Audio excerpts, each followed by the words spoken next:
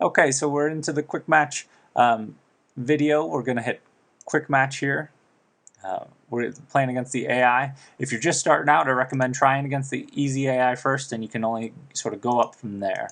Again, if you're just starting out as well, I would recommend starting with the growth pre-constructed because you probably just finished the tutorial, and then that means that you're used to these growth scrolls. As you can tell, there's a growth pre-constructed, an energy pre-constructed, and an order pre-constructed. Now these are your decks that contain your scrolls, and we'll get a little bit into that maybe a little bit later, but currently growth is a type of energy, or a type of resource, I'm sorry. Energy is also a type of resource, as is order, and those are the three resources currently in the game. And you can see decks can have multiple resource types. So this deck here is order growth, and then this deck here is energy growth, but then this deck here is all three. And I'm just scrolling through the pages of my decks, and again the decks are going to be built and designed in the deck builder, and I'll put a link to that right now. So if you want to go to check out the deck builder, you can go do that. But like I said, we're going to start with the growth pre-constructed, and we're going to play a quick match. And in this quick match, I'm going to try and give you some tips for how to play better, I guess, or how to play smarter. And it will take a moment to load because my computer is slow, and I apologize. There we go. Okay, so as you can see, we're into a game. We're playing the robot, the easy robot. There he is. Oh, I lost my connection. It's going to bring my connection back here in a moment, probably. Hopefully, fingers crossed. And yeah, if you do lose your connection, just give it a moment. It's gonna come back. So, or it should come back, even if it takes a little while. So we'll see.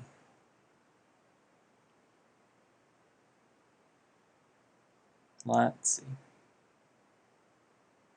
We'll let it finish thinking.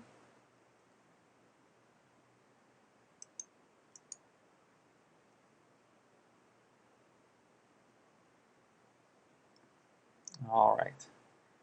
We're gonna go ahead and pause this video, and then when it starts thinking again. All right, we are back. We had to actually surrender because the game froze on us. Let me show you how to surrender. At any point in time, you can hit escape. Escape is going to bring up the menu, the match menu. You can either return back to the game. You can hit help. Help's gonna bring up this nice little chart here to show you just basically the basics if you forget. Settings are going to bring up your volume settings. Currently, once you play one game, it seems like your volume settings or your music stops, but your sound effects keep going. So, kind of a quirky thing. I'm sure they'll fix. It is still an alpha, so we'll go back, and we'll go ahead and I'll show you what surrender looks like. So if you hit surrender, it's going to ask if you want to surrender. You say yes. It blows up all your idols. Pretty crazy. All right. As you can see, we didn't get any gold from that, and these are statistics. And we'll look at that momentarily. I'm going to pause again, and we're going to start a game over. So all right, we are back with a game against the easy AI here.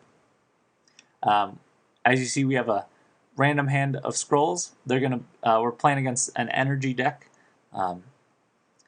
If you've I'm going to assume you've went through the tutorial and you know how to summon stuff. I won't go into that in much detail, but I'll give you some sort of play tips and some strategy stuff as you're playing. Right now, looking at this hand, it doesn't look great. We've got a Dryadic Power. We've got 4 enchantments. We've got 2 Dryadic Power and 2 Bear Paws. There's a Bear Paw. There's a Dryadic Power. They're both going to beef up our creatures. We've got a very expensive creature called Kinfolk Jarl, who's a rare, as you can see from his frayed edges. You can see all the rarities right there, actually. There's rare, uncommon, and common. So what we want to do is we want to sacrifice for growth, and we want to get a creature. So we're going to use this Eye of the Eagle, and it's going to make sure that we draw a creature there. All right, so we get a mangy wolf, not a terrible creature. It's good when there are other wolves in your hand, but by itself, it's about even or a little bit better than maybe this gun automaton. Or no, it's one more, costs one more, so I'm gonna say it's worse, or it's slightly worse than this gun automaton by itself. But this ability right there is very powerful, and that's one of the things you'll see. Anyway, back to the game. We're gonna go ahead and we're gonna pitch this Dryatic Power as well, and we're gonna pass the turn since we don't have anything that we can cast. All right, the Easy Robot is coming out strong here, playing out lots of stuff. We're going to pitch this Nutrition. Nutrition makes us sacrifice a unit, and then we get that much back. But we can only sacrifice one of our units, and since we don't have any units, and since we don't really... you know what, actually, let's go ahead and hold off on that. Maybe let's power out a really quick Kinfolk Jarl.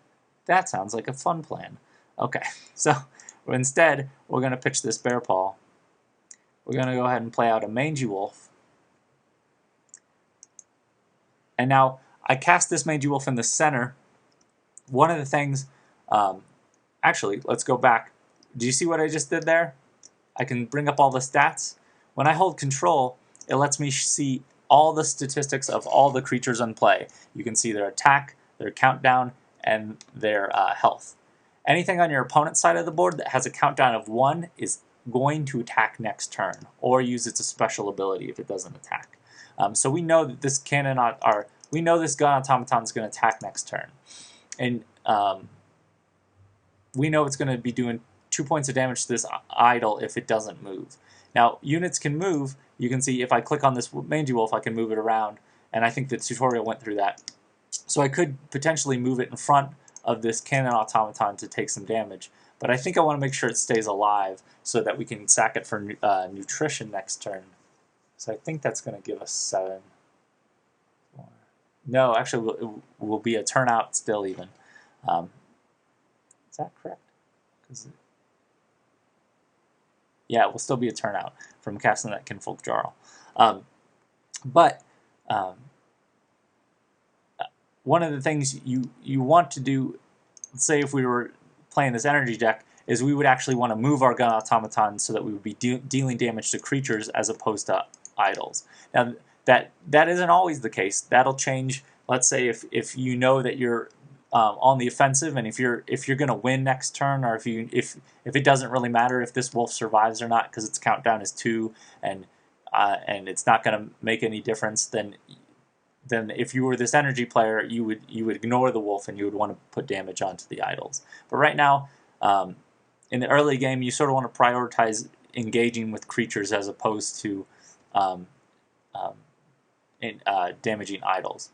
But if you know your creature is going to die, you don't want to put yourself in a position where you end up killing off your creatures because you put it right in front of your opposing unit's creatures. So holding control, checking out countdowns, knowing what's going to attack next turn. This is going to attack next turn. These two will attack the turn after. So we're good now. We've cast our Mangy Wolf. We're passing the turn. And I'm going to hold control throughout the game, actually, just so you can see it. Let's see. Okay, and we get out an Ancestral Totem. That'll be good. We actually might pitch that Ancestral Totem. Oh, wait, no, we won't. Let's see. Let's do this. Let's pitch this Ancestral Totem to draw some scrolls. I think that'll... Or no, we'll pitch this Ancestral Totem to get a couple, or get one more energy. And then we're going to pass the turn. Because, yeah, we're going to stick to this. We're going to try and power out a quick Kinfolk Jarl. Okay. So we get another nutrition. We won't need one more nutrition, so we're going to pitch that nutrition. We're going to cast nutrition on this Mangy Wolf. Now you can see that didn't increase our capacity, it just increased our available resources right now. So then that's going to let us play out this Kinfolk Jarl this turn, and now we have a big beefy creature on the board that can start dealing some damage. And our opponent's doing a whole lot here, putting down quite the assault. So we're gonna, if you can see, we're probably gonna get attacked next turn by this gun automaton. So what we want to do is take care of him. We've got this Kinfolk Veteran with haste. That'll be good for us to cast out to deal some damage this turn. I think we're going to pitch the Vitriol Aura so that we can hold on to the Bear Paw. That'll make our Kinfolk Jarl bigger next turn. So this we're going to actually use to draw scrolls here instead of getting resources. We're going to play out this Kinfolk Veteran, and if we look at countdowns, you would think we would want to put it in front of the Kinfolk Jarl to protect him, but really what we want to do is do damage to this one with this guy with a countdown of 1, because he could potentially move and deal damage next turn. This guy we have a sort of a turn to deal with, but this one is an immediate threat. Okay, and what we're also going to do is we will move our Kinfolk Jarl, but we'll move him back behind our Kinfolk Veteran. Okay, so it's just a Kinfolk party today. And now you saw this Gravelock Raider is getting himself away from our Kinfolk Jarl because he knows that our Kinfolk Jarl is going to come in and smash face here shortly. We'll go ahead and we'll put our Kinfolk Jarl in front of this Scattergunner who has a Magma Pack on him. He would potentially deal 8 damage. While he might do that to this idol, he could possibly also do it to our Kinfolk Veteran. We've got 5 resources to spend. Actually, let's go ahead and get out another creature while we're at it. We'll cast this Mangy Wolf. We'll cast everything. We'll play out a Mangy Wolf. We'll play out a Vitriol Aura. And we'll also put the Bear Paw on this Kinfolk Veteran. Alright. Well, it might have been better to put the Bear Paw on the Kinfolk Jarl. We did also note that Bear Paw is going to increase a unit's countdown by 1. So if we see, that would have meant that our Kinfolk would not be attacking this, or would not have attacked that turn, and he would have just died. We're going to pitch this Crimson Bull. You always want to be using that sack or sacrifice ability sort of before you start moving and making other plays, because that sort of gives, if you're going to sack for scrolls, you're going to get more information. If you're going to sack for resources, you want to know that beforehand, typically. There are some exceptions to that. Let's say if you've got a lot of scrolls in your hand that you want to hold on to, and you have enough resources to cast out like a Sisters of the Fox that's going to also draw you another scroll, then you play the Sisters of the Fox first, and then with that extra card, you get to make make better decisions. At this point, let's go ahead and cast this Ranger's Bane on something that's going to be dealing damage. Let's actually cast that on this Gun Automaton. And then let's go ahead and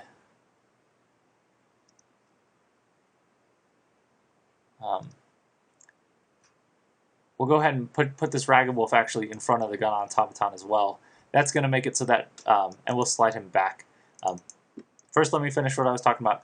The putting an extra damage on this Gun Automaton is going to make it so that he dies before he attacks. If we, because that Ranger's Bane, if you didn't know, it casts poison, so he's taken a damage every turn at the beginning of his turn. That means he'll be alive for 3 turns, but in 2 turns he's going to attack.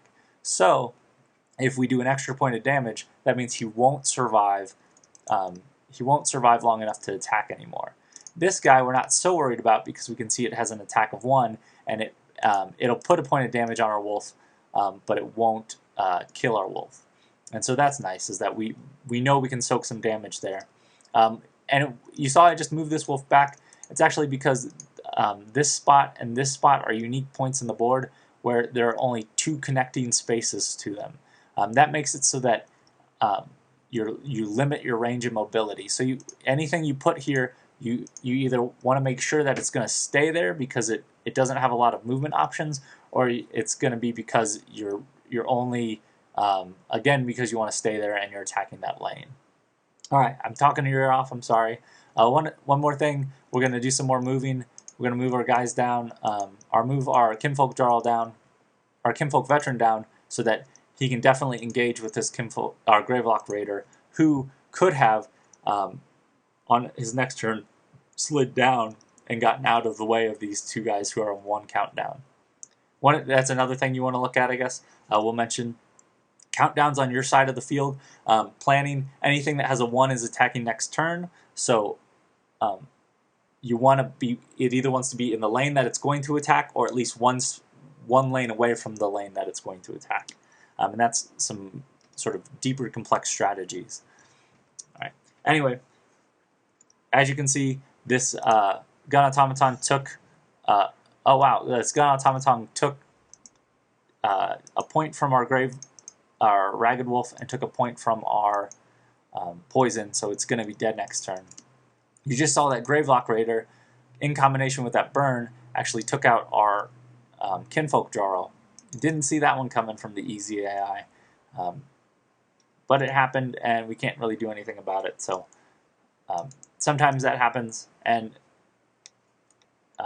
you just have to move on. So we're gonna go ahead and pitch this junkyard. We don't need a structure right now. We want to draw something more than that. That'll work. We'll take a Kinfolk Veteran. We'll put it right here so as to take out. Is that, yeah? Because essentially it can't on its own take out anything except for this gun automaton, which is going to die. This Kinfolk, we're going to want to put damage to destroy this raider, and then this Kinfolk, we're going to want to put some damage on, and we'll slide this wolf back, and we'll put 3 damage here so that our ragged wolf on its next turn can attack. And you notice I slid the ragged wolf back instead of putting the Kinfolk behind the wolf. I put the Kinfolk in front of the wolf so that it can protect this creature that I know is attacking next turn. All right, I'm gonna pass the turn, and we're gonna so something a little unexpected happened there, and we're okay with that. Oh, we get a rally. That's perfect. Okay, so we're going to pitch this Champion's Ring to draw, because we know we're going to cast a rally this turn. So we're not going to have enough resources to cast both the rally and the Champion's Ring. So instead of holding on to the Champion's Ring, we're going to use it to draw 2 more scrolls. And that actually gets us a Champion's Ring, which is nice. So, and a hymn. So if we take some damage and we want to take care of that, we have a way to do that. And actually, we can do that right now. We can heal our wolf an extra point so that this Gravelock Raider next turn isn't going to kill us or kill our wolf. Now we're going to cast a rally. Rally's going to lower the countdown of everything, so everything on our side is attacking this turn. And we're taking out a team there, slowly but surely. Got a spark. Okay, can't do anything about a spark. All right, so in this instance, this is that Sisters of the Fox play I was talking about. Instead of actually pitching the Sisters of the Fox to get more scrolls or to draw anything, since we only have these 2 in our hand and we're at 6 resources, we're going to go ahead and play out the Sisters of the Fox. We're going to put it right in the middle of the board. We're going to slide our... actually, we're not going to slide yet because we're going to pitch this hem to draw scrolls. Okay, now we see we have a Champion's Ring and a Sisters of the Fox that we can play out this turn. So in that case, we're going to move our Kinfolk Veteran. We're going to cast the Sisters of the Fox first because it's going to draw us a scroll. And now you see, instead of the Champion's Ring, we get the option to play this Kinfolk Brave out, which is a much better play, and we can actually put the Champion's Ring on that Kinfolk Brave on our next turn. All right, so we're going to pass the turn, Again, everything, nothing on ours attacked. Oh, our Kinfolk Brave got burnt out, so it was good that we didn't put a Champion's Ring on him just yet. Okay.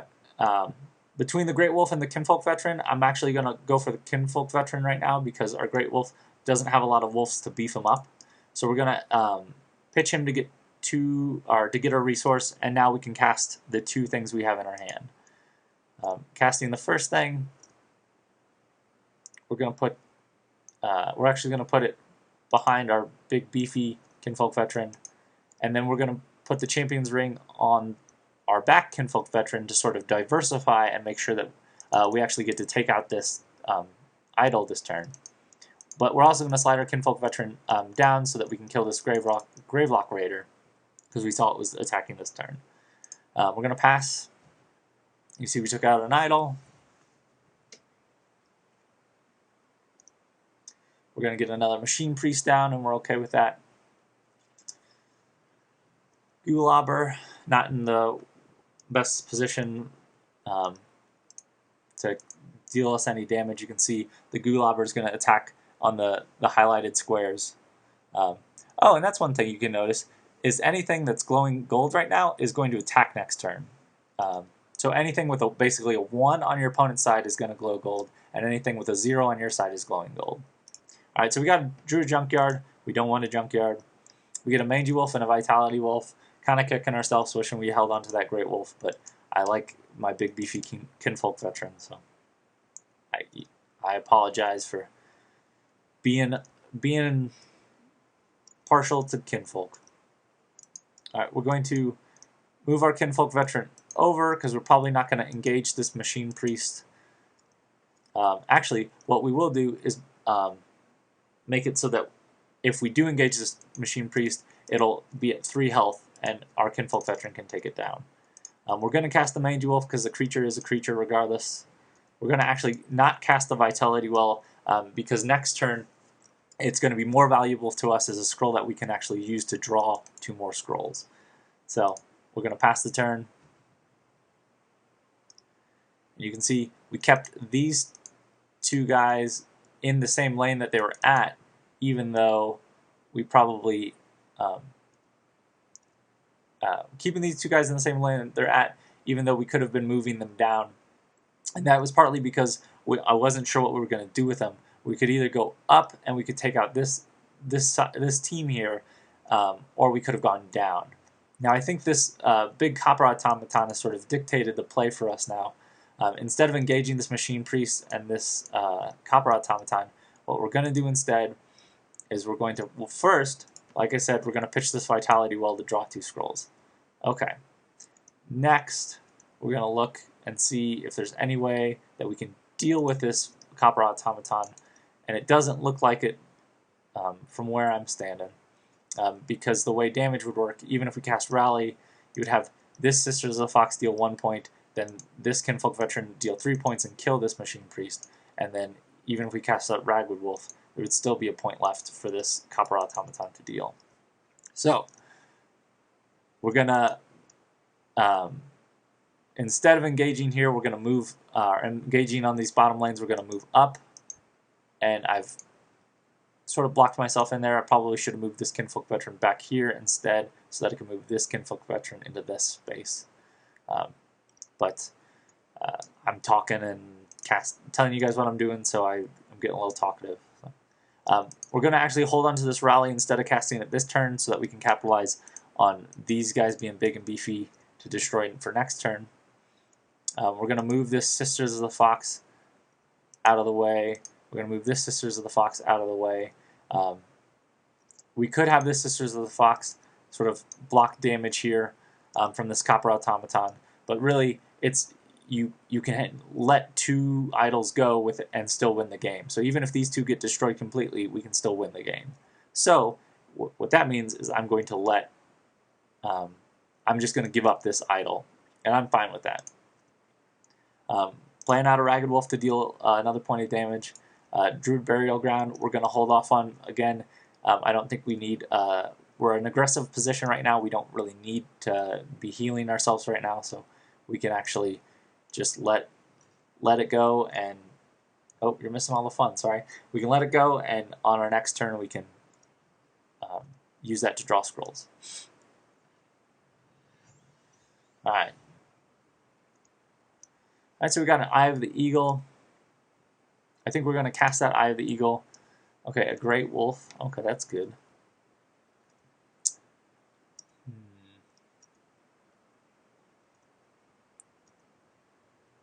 Alright, well, we've got some options here. I think what we're going to do is essentially we can't win anything this turn, but we can set ourselves up for a good turn on our next go round. So we're going to, that might have been wrong.